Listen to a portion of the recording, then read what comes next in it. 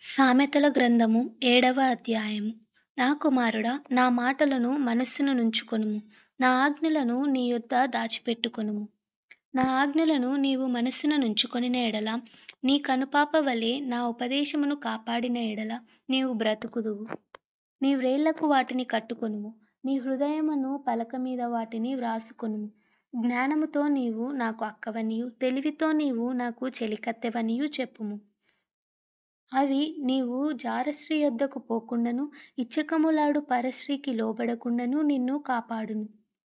నా ఇంటి కిటికీలో నుండి, నా అల్లిక కిటికీలో నుండి నేను పారజూడగా, జ్ఞానము లేని వారి మధ్యను, యవ్వనుల మధ్యను బుద్ధి లేని పడుచువాడొకడు నాకు కనబడెను.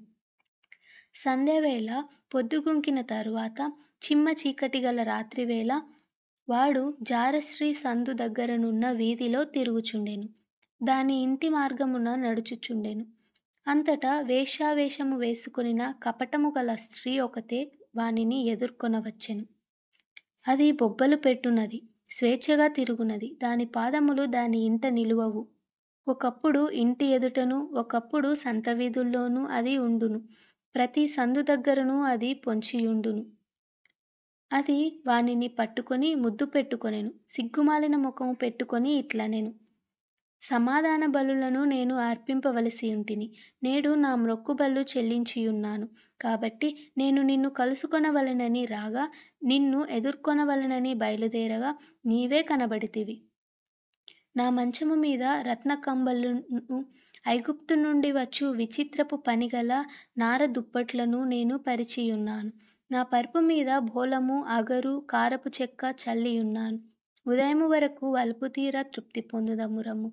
పరస్పర మోహము చేత చాలా సంతృప్తి నొందుదము రమ్ము. పురుషుడు ఇంట లేడు, దూర ప్రయాణము వెళ్ళియున్నాడు. అతడు సొమ్ము సంచి చేత పట్టుకొని పోయెను. పున్నమ నాటి వరకు ఇంటికి తిరిగి రాడు అనెను. అది తన అధికమైన లాలన మాట చేత వానిని లోపరుచుకొనెను.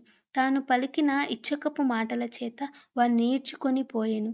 వెంటనే పశువు వధకు పోవునట్లు, పరులచే చిక్కినవాడు సంకెళ్ళలోనికి పోవునట్లును, తనకు ప్రాణహానికరమైనదని ఎరుగక ఉరియొద్దకు పక్షి త్వరపడునట్లును, వాని గుండెను అంబు చీల్చు వరకు వాడు దాని వెంట పోయెను. నా కుమారులారా, చెవియొగ్గుడి, నా నోటి మాటలను ఆలకింపుడి. జారస్త్రీ మార్గముల తట్టు నీ మనస్సు తొలగనీయకుము. దారి తప్పి అది నడుచు త్రోవలోనికి పోకుము. అది గాయపరిచి పడద్రోసిన వారు అనేకులు. అది చంపినవారు లెక్కలేనంత మంది. దాని ఇల్లు పాతాళమునకు పోవు మార్గము. ఆ మార్గము మరణశాలలకు దిగిపోవును.